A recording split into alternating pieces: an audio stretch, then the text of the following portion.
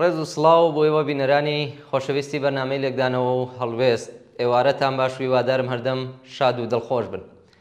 ئازیزان، یەکەمین بابەتی ئەمڕۆکەمان لەسەر شەڕی ئیسرائیل و ئێران دەست پێ یەکەین. لەم پەیوەندەدا گوێبیستی بابەتێک دەبن لە نووسینی بەڕێز سەردار عەزیز کە باسێک دەکات لە وڵاتی چین لەو شەڕەدا و لێرەوە دەست پێکات کە شەڕی ئیسرائیل ئەمریکا ئێران دیسانەوە ئەو واقعەتەی سەلماندووە کە ئێران بەتەنیایە. وەمە لە شەڕی عێراق ئێرانەوە تا بە ئێستا درێژەی هەیە. هەرچەندە کە ئێرانیەکان لای خۆیان وایان هەز دەکرد کە لانیکەم لە ساڵانی ڕابردوودا لە ئاستی ناوچەکە و هەروەها ئاستی نێودەوڵەتیشدا ئەو دۆخەیان تێپەڕاندووە. جا ئێستا بینە سەر باسی شەڕەکە. بەگشتی شەڕەکە بۆ چین نەخوازراو بوو، بەڵام نە لە بەرژەوەندیدا بوو کە دەستوەردان بکات و نەهێندەش چارەنووسساز بووبووی. چینیەکان ڕۆژهەڵاتی ناوەڕاستیان بەلاوە گرنگە، هەم بۆ نەوت هەم بۆ بازرگانی و لە لایەکی دیکەشەوە ئەم ناوچەیە وەک ناوەڕاستی شەرق و غەربی دنیا جارێکی تر گرنگیەکی تایبەتی هەیە بۆ وڵاتی چین. جا هەر بە پێیوانێک کە باس کرا ئەمنیەتی وزەی چین لە مەترسیدایە. پڕۆژەی ڕێگای ئاوریشم هەروەتر و بەردەوامیش لە پەنایەمانەدا لە ململانەیەکی زلهێزێکی وەک ئامریکادایە. بۆیە چین ڕەنگە خوازیاریەوە بێت کە ئەمریکا لە شەڕێکی تری درێژخایەندا لە ناوچەکە تێوە بگرێت، وەک شەڕی تیرۆر کە بۆ مای گەشە بۆ چین. بەڵام هاوکاتیش ناسەقامگیری ڕۆژهەڵاتی ناوەڕاست و بەرزبوونەوەی نرخی نەوت لە سوودی چین نییە. لە هەندێک ڕۆوە ڕەنگە چین بیر لەوە بکاتەوە کە بە ڕۆژاوایی بوونی ئێران واتە چوونی ئێران بۆ ناوبەرەی ئەوروپا و ئەمریکا زیانی ئەوەی لێدەدات کە ڕێگای وشکانی نێوان چین و ڕۆژاوای لەدەست بچێت. بۆ وڵاتی چین ئەمریکا زیاتر زلهێزێکی دەریاییە نەک وشکانی، بۆیە لە ئەگەری ململانێدا ئەمریکا زیاتر لە دەریادا کێشە و ئالنگاری بۆ چین دروست دەکات. بۆیە ڕێگای وشکایی بەلای چینەوە مانای هاوسەنگیەکی هێزی هەیە بۆی. ئێستا بەوانەوە کە باس کرا با بزانین هەڵوێستی چین لەم شەڕەی ئێران ئیسرائیلدا چی بووە. هەر لە پاش شەڕ وەزیری بەرگری ئێران چوو بۆ چین بۆ بەشداری کۆنفرانسێک. چین جگە لە وتارە هەمیشەییەکانی هیچ شتێکی ڕاستە و خۆی دژ بە شەڕ نەکوت. لایەکی تری شەڕەکە بۆ چین وڵاتانی کەنداوە. چین نایەوێت لایەنگر بێت لە ناوچەکە، بەڵکو زیاتری هەبێ وەک وڵاتێکی گەێنەر بێت و لەگەڵ هەموواندا پەیوەندێکی باشی هەبێت. بۆیە دەبوو هاوسەنگی هێز ڕابگرێت لە هەڵوێستەکانیدا. ئەوە دەربارەی ئێران. لە هەمان کاتدا چین پەیوەندیەکی 50 ساڵەی لەگەڵ ئیسرائیلدا هەیە و بەلایەوە گرنگە کە ئەم پەیوەندیە هەر بەردەوام بێت.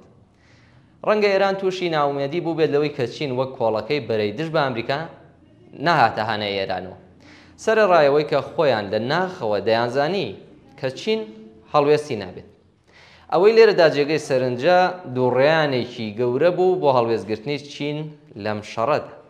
کاتێک کە چین لە بەرژەوەندی خۆیدا نابینێت کە دەسوەردام کات، لە هەمان کاتیشدا لە بەرژەوەندیدا نییە کە ئەمریکا لە ڕێگەی هێزێکی پرۆکسی وەک ئیسرائیلەوە لە ناوچەی ڕۆژهەڵاتی ناوەڕاستدا باڵادەستی بێت. بۆیە ئەوەی لە پێکەن ڕوویدا ئەوەی لە پێکەن هەبوو هەڵسەنگاندنی ئەو دوو بژاردەیە بوو کە ئایا کامیان قازانج و زیانی داوی تریان زیاتر و ویان کەمترە. ئەمە بابەتێک بوو لە نووسینی بەڕێز سەردار عەزیز لەژێر ناوی چین لە شەڕی ئێران ئیسرائیل. ئەساکە فەرمون ناوبڕێکی کورد ببینن کە هاوڕێیانی هاوکارم پێشکەشتانیەکەن و لە درێژەی بەرنامەکەدا بە بابەتێکی دیکە بە ناوی لە ترامپی ئەمریکاوە بۆ ئەمریکای ترامپ دێمەوە خزمەتە.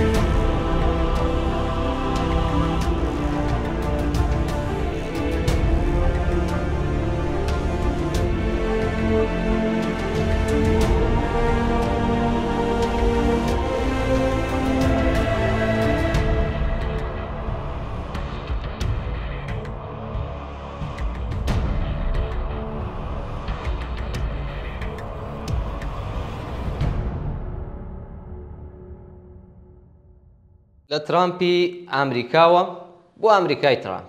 ئەمە سەردەی ڕیبابەتێکە لە نووسینی بەڕێز نیاز ئیبراهیم کە لە ڕاستیدا زۆر بابەتێکی جێی سەرنجەوە بە کورتی بەڵام بە وریاییەوە تیشکی خستوەتە چەند سەرخاڵێکی گرنگ دەربارەی دەوری دووەمی سەرۆکایەتی دۆناڵد ترامپ. نیاز ئیبراهیم دەڵێت کە دۆناڵد ترامپ سەرۆکی پێشووی ئەمریکا لە هەڵبژاردنەکانی 2024 زاینی داتوانێت جارێکی تر بگەڕێتەوە بۆ کۆشکی سپی و ببێتە دووەم سەرۆکۆمار لە مێژووی ئەمریکادا کە دوای 4 ساڵ دووبارە دەگەڕێتەوە بۆ سەرۆکایەتی. ئەم گەڕانەوەیە جیاوازیەکی بەرچاوی لەگەڵ سەرۆکایەتی یەکەمی هەیە بە تایبەت لە ڕووی استراتیژ و ئامانجەکانیەوە. لە سەرۆکایەتی یەکەمیدا پەتای کۆڕۆنا بواری نەدا خۆی و پرۆژەکانی بە تەواوی ئاشکرا بکات، بەڵام ئەم جارە بەڕوونی پلانەکانی بۆ گۆڕینی دامەزراوەکانی ئەمریکا و سیاسەتی دەروەی وڵاتەکەی دەخاتە ڕوو. سەرۆکایەتی دووەمی ترامپ کە لە 20 ژانڤی 2025 زاینیدا دەستی پێکرد لە دەرکردنی فەرمانە ئیجراییەکاندا خێراییەکی سەیری بەخۆوە بینی. لە یەکەم ڕۆژیدا 26 فەرمانی واژۆ کرد، لەوانە کشانەوەی لە ڕێکخراوی تەندروستی جیهانی و لێخۆشبوونی لەو ئاژاوە گێڕانەی کە لە ساڵی 2021دا هێرشیان کردە سەر کاپیتۆل، کە ئەم هێرشکردنە وەک یەکێک لە تاریکترین ڕۆژەکانی مێژووی هاوچەرخی ئامریکا دادەنرێت. بۆوانێکە ڕەنگە نەزان ئەم هێرشە چ بووە لە ساڵی کۆتاییەکانی ساڵی 2021 و دەستپێکی ساڵی ببورن لە کۆتاییەکانی ساڵی 2020دا کە ئێستا دۆناڵد ترامپ سەرۆکۆماری ئەمریکا بوو و لە دەستپێکی 2021دا کە دەنگدانی و هەڵبژاردن بۆ سەرۆکۆماری لە ئەمریکا دەستی پێکرد و جۆ بایدن براوەی هەڵبژاردنەکان بوو، ترامپ هاتوو ئەوەی بۆ لایەنگرانی خۆی وت کە لەم هەڵبژاردنەدا ساختە کراوە و فێڵ کراوە، بۆیە هانی دان بۆ هێرشکردن بۆ سەر کاپیتۆل. لەوێدا ناڕەزایەتێکی زۆر کرا، هێرشکرا سەر ئەوێ و تەنانەت لە هێزەکانی پۆلیس یەک کەس و ئەگەر هەڵە نەبم لە خۆپێشاندەرانیش 2 کەس کوژران. وە لە کۆتاییدا ئەمانە لەو بینایە دوور خرانەوە و بە فەرمی چونکە ئەو ڕۆژە ڕۆژی کۆبوونەوەی کۆنگرێسی ئەمریکا بوو و لەوێدا بە فەرمی ئامارەکان و ئاماری هەڵبژاردنەکان ڕادەگەێنرا. بەپێی سەرچاوەکان ترامپ لە سەرۆکایەتی دووەمیدا هەڵوێستێکی تونتری لە سیاسەتی دەرەوەی گرتووەتە بەر، وەک پلانی دووباراوەدانکردنەوەی غەزە لەژێر کۆنتڕۆڵی ئامریکا و گواستنەوەی دانیشتوانەکەی کە ئەمەش ئیدانەی هەم وڵاتانی عەرەبی و نێونەتەوەیشی لێکەوتەوە. هەروەها سیاسەتی دەرەوەی ئەمریکای هەڵوەشاندەوە و گرژیەکانی لەگەڵ چین و ئەوروپا پەرەیسەند. ئێستا هیچ دامەزراوەیەکی فەرمی لە کۆنگرێس و دادگای باڵا و تەنانەت میدیاکانیش جگە لە چەند میدیایەکی دیاریکرا و بوونی نییە ئەگەر خودی ترامپ تێیدا باڵادەست نەبێت. ئەوەی ترامپی دووەم لە ترامپی یەکەم جیا دەکاتەوە پەیوەندی نزیکتری لەگەڵ چینی سەرمایەداری ئەمریکاییە. بەپێی راپۆرتە فەرمیەکان ترامپ 13 ملیاردێری بۆ کابینەکەی دەستنیشان کردووە کە ئەمە ژمارەیەکی بێوێنەیە تا بە ئێستا لە مێژووی ئەمریکادا. ئەم هەنگاوە نیشانەیەوەیە کە چینی سەرمایەدار ڕاستەوخۆ دەسەڵاتی سیاسی لە ئەمریکا بەدەستەوە گرتووە. لە وتارێکی مانگی ئاپریلی 2025 باز لەوە کراوە کە بەشێک لە چینی سەرمایەداری ئەمریکا ئێستا بە ئاشکرا کۆنتڕۆڵی دەستگای ئایدۆلۆژی دەوڵەتی کردووە لە ئیدارەیەکی نیۆفاشیستیدا کە تێیدا دامەزراوەی نیۆلیبراڵی پێشوو بۆتە هاوبەشێکی لاوەکی. ئامانجی ئەم گۆڕانکاریە ڕێخستنەوەیەکی پاشەکشەی ئەمریکایە لە دۆخێکی شەڕی بەردەوامدا کە بەرهەمی پاشەکشەی هەژمونی و ناسەقامگیری سەرمایەداری ئەمریکایە و ئەمە پێویستی چینێکی سەرمایەداری چڕتر دروست کردووە بۆ دەستەبەرکردنی کۆنتڕۆڵێکی چڕتریش بەسەر دەوڵەتدا. ترامپ و جێگرەکەی جێی دی ڤانس پەیوەندیەکی بەهێزیان لەگەڵ دامەزراوەی هێریتەج و پرۆژەی 2025 کۆنەپارێزدا هەیە کە بەشێکە لە پرۆژەی نوێی ماگا کورتکراوەی دروشمەکەی سەر کڵاوە سوورەکەی ترامپە کە لەوانەیە لە میدیاکانە دیبێتان کە بەتەنها هەر دروشمێکیش نییە بەڵکو پرۆژەیەکی فریوکارانە و پۆپۆلیستی و لە ناوەڕەکدا ناسیۆنالیستیە. ئەم پرۆژەیە پلانێکی تۆکمەیە بۆ گۆڕینی دامەزراوەکانی ئەمریکا و بەهێزکردنی دەسەڵاتی تاکڕەوی و سەرۆکایەتی. ئەوەی ئێستا دەرکەوتووە شتێکی خراپترە لە دووبارە بوونەوەی سادەی سەرۆکایەتی پێشووی ترامپ. ڕژیمی تاکڕەوانەی ماگای ترامپ ئێستا بۆتە نمونەیەکی ئاشکرای دەسەڵاتی سیاسی چینی سەرمایەدار کە پشتیوانی دەکرێت لەلایەن جوڵانەوەیەکی تۆڵەسەندنەوە لە چینی ناوەڕاستی خوارەوەی کۆمەڵگە کە دەوڵەتێکی نیۆفاشیستی ڕاستڕە و پێک دەهێنێت. ڕابەرێک کە سەلماندویەتی دەتوانێت بە بێسزای کار بکات و توانای تێپەڕاندنی بربەستە دەستوریەکانی پێشووی هەیە. سەرۆکایەتیەکی ئیمپراتوری ڕاستەقینە بگرە زیاتر، ئیمپراتوریش ئەوەندە دەسەڵاتی نییە، بە تایبەتی بۆ ئەمریکایەک کە گەورەترین و پڕچەکترین هێزی سەربازی هەیە. ئەم گۆڕانکاریانە کاریگەری قوڵیان لەسەر ئەمریکا و جیهان هەیە. لە ناوخۆدا ترامپ بەردەوامە لە لاوازکردنی دامەزراوە دیموکراتیکەکان و بەهێزکردنی دەسەڵاتی تاکڕەوی و سەرۆکایەتی. لە دەرەوەش سیاسەتی سەرەتا ئەمریکا بۆتە هۆی گرژی لەگەڵ هاوپەیمانەکانی و دوژمنەکانیشی. لە کۆنفرانسێکی ڕۆژنامەوانیدا کە لە مانگی ئاگۆستی 2025 زاینیدا ترامپ هێرشی کردە سەر نەیارەکانی و بە توندڕەوی چەپ ناوی بردن، ئەم جۆرە لێدوان و ڕیتۆریکە نیشانەی ئەو پۆلبەندیەیە کە ترامپ لە کۆمەڵگای ئەمریکادا دروستی کردووە. دەتوانین بڵێن ناکۆکیەکانی ناو هەناوی سەرمایەداری لە سایەی کەمبوونەوەی سەرچاوەی مەوادی خام و ئاڵۆزبوونی ژینگە و دروستبوونی قوتبی دیکەی سەرمایەداری واتە پێشبڕگەی قورسی نێوانیان، زیادبوونی دانیشتوان و کوالەتی ژیانی مرۆڤەکان لەسەر ئەم هەسارەیە هەموو ئەمانە وای کردووە ئیدەی سیستمی مۆدێرنیتەی سەرمایەداری کە لەلایەن خودی ئەمریکایە و پێشەنگایەتی دەکرێت خۆی بگۆڕێت لە سەرمایەداری دامەزراوەکانەوە بۆ سەرمایەداری دەست کەسێک یان گروپێکی سنووردار. ئەم گۆڕانکاریانە مەترسی گەورە بۆ سەر دیموکراسی و مافەکانی مرۆڤ دروست دەکەن، نەک تەنها لە ئەمریکا بەڵکو لە سەر تاسەری جیهاندا. ترامپی دووەم بە پشتیوانی چینی سەرمایەدار بەرەو ئاواکردنی سیستەمێکی سیاسی دەڕوات کە تێیدا دەسەڵاتی ئابووری و سیاسی لە دەستی کەمینەیەکی بچووکدا کۆ ببێتەوە. کەواتە دەکرێت بڵین کە ئەم گۆڕانکاریە ڕیشەییە سروشتیە، بەڵام دەشبێتەوە بڵین کە هێشتا نیولێبراڵ و دیموکراتەکان بەهێزن. ئایا تەمەن بواری ترامپ یان جێگرەوەکانی دەدات بۆ ئەوەی بە تەواوی سەرمایەداری بگۆڕن بۆ سیستمێکی دیکتاتۆری و کۆتاخۆکوشتنی؟ بۆ وەڵامیان پرسیارە دەکرێت چاوەڕێ بکەین کە لە ساڵی 2026دا زیاتر لێمان ڕوون بێتەوە. لێرەدا بابەتی بەڕێز نیاز ئیبراهیم کۆتایی پێدێت. هاوڕیانم لە ژووری فەرمان پێم دەڵێن کە کلیپێکیان ئامادە کردووە بۆتان، فەرمون ناوبڕێکی کورد وەربگرن، منیش بە دوا بابەت دەگەڕێمەوە خزمەتان.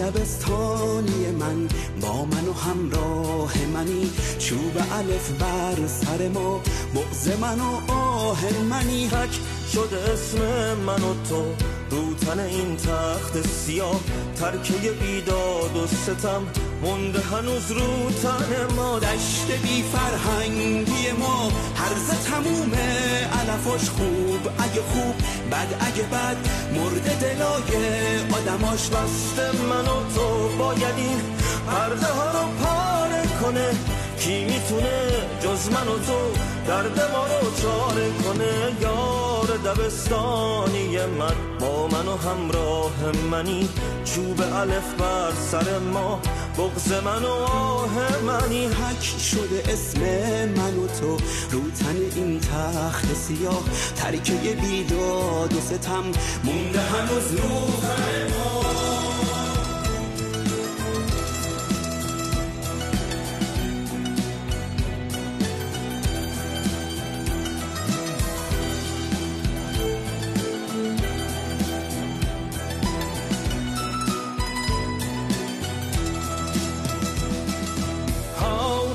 هاوسەنگەری من دەردی ئێمە دەردی یەکە تا مەرگی بێداد و ستەم دەستمان لە ناو داستی یەکە هاوڕێ و هاوسەنگەری من دەردی ئێمە دەردی یەکە تا مەرگی بێداد و ستەم دەستمان لە ناو داستی یەکە پیرۆزە ڕێگای من و تۆ پڕ لە هیوا پڕ لە ئەوین لە شەقەم و لە مەدرسە دژ بە تاریکی دەوەستین ئاکامی ڕێگای من و تۆ پاراستنی ناسنامەیە چاورەیە سیری و نەزانی ئامانجی بەرزی ئێمەیە یارە دەبستانی من با من و همراه منی چوب الف بر سر ما بغض من و آه منی حک شده اسم من و تو رو تن این تخت سیاه ترکه بیداد و ستم مونده هنوز رو تن ما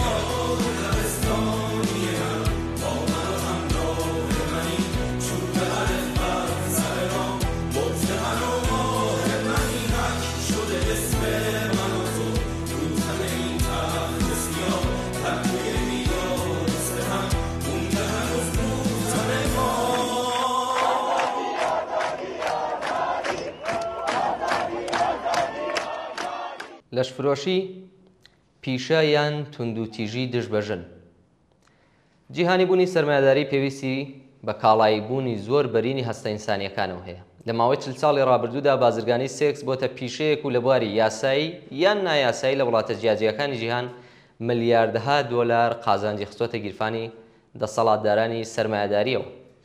دوو ڕێگا چارەی بە تەواو جیاواز بۆ بەرەنگاربوونەوە لەگەڵ ئەو جۆرە لە کارە سادبارترین جۆری توندوتیژی لە دژی ژنان و منداڵان سەریان هەڵدا. ڕێگا چارەی یەکەم لەشفرۆشی بە پیشە لە قەڵم دەدات و خوازیاری دابینکردنی هەموو مافێکی کۆمەڵایەتی لەشفرۆشان و پەسەندکردنی یاسا گونجاوەکان بۆ ئەوان وەک کرێکارانی بەشی سەنعەتی سێکسە. لایەنگرانی ئەم ڕێگا چارەیە لەسەر ئەو باوەڕان کە لەشفرۆشی بۆتە هێزێکی ئابووری کە ناتوانرێت لە بەرچاو نەگیردێت و بە یاسایکردنی دەتوانرێت پێش بە خەسارە ئینسانیەکانی بگرێت و دەستی قاچاقچیان و دەڵاڵانی ئەم سەنعەتە کورد بکرێتەوە. ڕێگا چارەی دووەم لەسەر ئەو باوەڕەیە کە بیرۆکەی پێکێنانی ڕیفۆرم لە شەرایەتی لەشفرۆشی و داسەپاندنی یاسا لیبراڵیەکان بۆ دابینکردنی سەلامەتی و تەندروستی بە بیانووی کەمکردنەوەی زیانەکانی ئەم پیشەیە ناتوانێت لەشفرۆشی کۆنتڕۆڵ ویان تەندروستتر بکات. لەشفرۆشی لە ناوەڕۆکدا توندوتیژیە دژبەژن. مەسەلەکە دەستدرێژیە. دانی ماف و حقوقی مادی تەنیا تاوانی پیاوان کەمتر و کاڵتر دەکاتەوە. یاسایکردنی لەشفرۆشی بە مەبەستی کۆنتڕۆڵکردنی و هەندێک بارودۆخەکە باشکردن و بەناو کەمکردنەوەی زەرەر و زیانەکان جیاوازیەکی ئەوتۆی لەگەڵ بۆ نمونە بە یاسایکردنی توندوتیژی ناوماڵ بە مەبەستی کۆنتڕۆڵکردن و کەمکردنەوەی زیانەکانی نییە. سەرڕایە و ئیدعایی کە بە یاسایکردن و سڕینەوەی جورم و تاوان لە لەشفرۆشی پێش بە پەرسەندنی دەگرێت بە پێچەوانەی و ئیدعایە نەتەنیا کەمی نەکردێتەوە بەڵکو پەرەشی سندووە. هۆکاری سەرەکی لەشفرۆشی ژنان و منداڵان تەنها بەدەستێنانی بڕەداهاتێکی کەم و ڕزگار بوون لە برسیەتیە زۆربەی ئەم ژن و منداڵانە سەر بە هەژارترین توێژی کۆمەلگا و یان کۆچبەرانی هەژاری کۆمەلگا گیرۆدەی شەڕ و ئەزمە لێدراوەکان. لەشفرۆشی ژنان لە وڵاتە هەژارەکاندا داهاکامی بێکاری و هەژاریەوە لە ڕاستیدا تەنیا ڕێگایەکە بۆ بەدەستێنانی داهات و درێژەدان بە ژیانیان. هەژاری ئەم ژنانە و فرۆشی لەشی خۆیان وەک کاڵا کولتور و فەرهەنگی پیاوسالارانەی زاڵ بەسەر کۆمەلگاکان و ناوەڕۆکی قازانج پەرستانەی سەرمایەداری بۆتە هۆی گۆڕانی ئەم پیشەیە بە سەنعەتێکی پڕقازانجی جیهانی. فرۆشتنی کچان و منداڵان بە دەڵاڵانی لەشفرۆشی لە بەرامبەر بڕەپارەیەکی زۆر کەمدا هەر ئێستا لە زۆرێک لە وڵاتانی ئاسیا، ئەفریقا و ئوروپای شەرقی بەردەوامە. لە بارودۆخی ئێستادا قەیرانی پێکهاتەی سەرمایەداری جیهانی پەرسەندنی ڕۆژ لە دوای ڕۆژی بێکاری، تەواڕۆم و هەژاری لە سەرتاسەری گۆی زەوی و بەتایبەت لە وڵاتانی هەژارنشینی لێکەوتووەتەوە. بە دابەزینی داهاتی ساڵیانە ژنانی بێکار و هەژار داماوتر و دەستکورتتر دەبن و لە بەرامبەر لەشفرۆشیدا ناتوانن کەمترین مقاومەت و خۆڕاگریە بکەن. داکۆکیکارانی سەرمایەش بە هەراوهوریای تەبلیغاتی و بە یاساییکردنی لەشفرۆشی کۆیلەداری دەکەنە پیشەیەکی جیهانی. سەرمایەدارانی داکۆکیکاری پیشەی لەشفرۆشی لە ڕاستیدا لە بازرگانی سێکس دفاع و پشتیوانی دەکەن و ئامانجی ڕاستەقینەیان کە پەرەپێدانی مەیدانی کۆکردنەوەی قازانجی هەرچی زیاتر بۆ سەرمایەداری و قایمتر و پتەوترکردنی نظامی پیاوسالارانەیە لەژێر سێبەری دفاع لە ژنانی خەسار پێگەیشت و بێبەشدا دەشارنەوە. بەم پێیە دەبێت بۆ کورتکردنی دەستی سەرمایەداران و پیاوسالاران لە سوء ئیستفادەکردن لە مرۆڤەکان، بازرگانی سێکس و کۆیلەتی ئینسانەکان لە هەموو شوێنێکی دنیا بە تاوان بناسرێت و بۆ بنبڕکردنی هەژاری، بە تواناکردنی مرۆڤەکان، خۆڵقاندنی دەرفەتی پیشەیی و چارەسەرکردنی کێشە و گرفتی ئابووری و کۆمەڵایەتی ژنان هەموو هەوڵێک دەبێ بخرێتە گەڕ.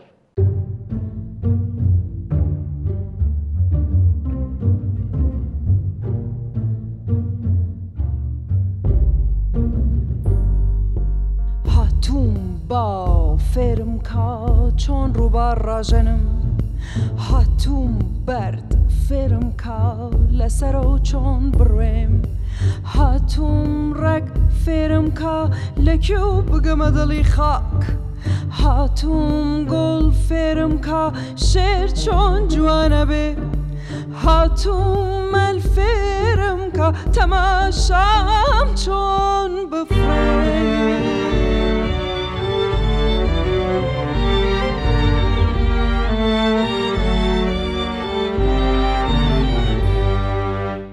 هاتوم بۆ ئەوەی ئەم ئاگرە گەورەیەی ئەڤینی نیشتمان تێمبەر بێ من لێرە لەناو ئەم ئەڤینە چڕەدا دڵنیام وەک ڕاستی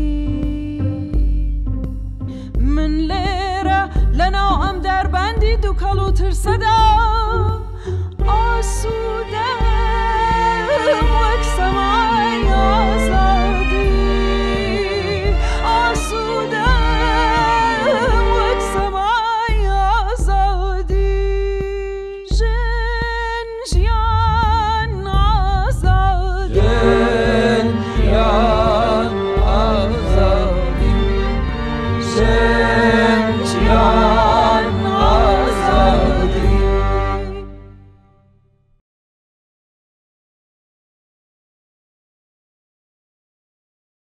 بینەرانی خۆشەویست، بەم شێوەیە هاتینە کۆتایی بەرنامەی ئەمڕۆکەمان. هیوادارم لە سەرەتای بەرنامەکۆ لەگەڵماندا بووبن و ئەو سێ بابەتەی ئەمڕۆکە کەڵکی پێویستی بۆتان هەبوو بێت و جێی سەرنجیەوەی ئازیز بوو بێت. پێشەوەی ماڵاواییتان لێ بکەم ئەو بڵم کە هەموو ڕۆژێکی هەفتە جگە لە ڕۆژانی هەینی بە بەرنامەی لێکدانەوە هەڵوێست ساعات 7 بە کاتی باشوور و 7:30 بە کاتی ڕۆژهەڵات دەمەوە میوانی ماڵەکانتان. زۆر سپاس کە بینەرمان بوون و بە ژیانێکی پڕ لە کامەرانیتان دەسپێرم.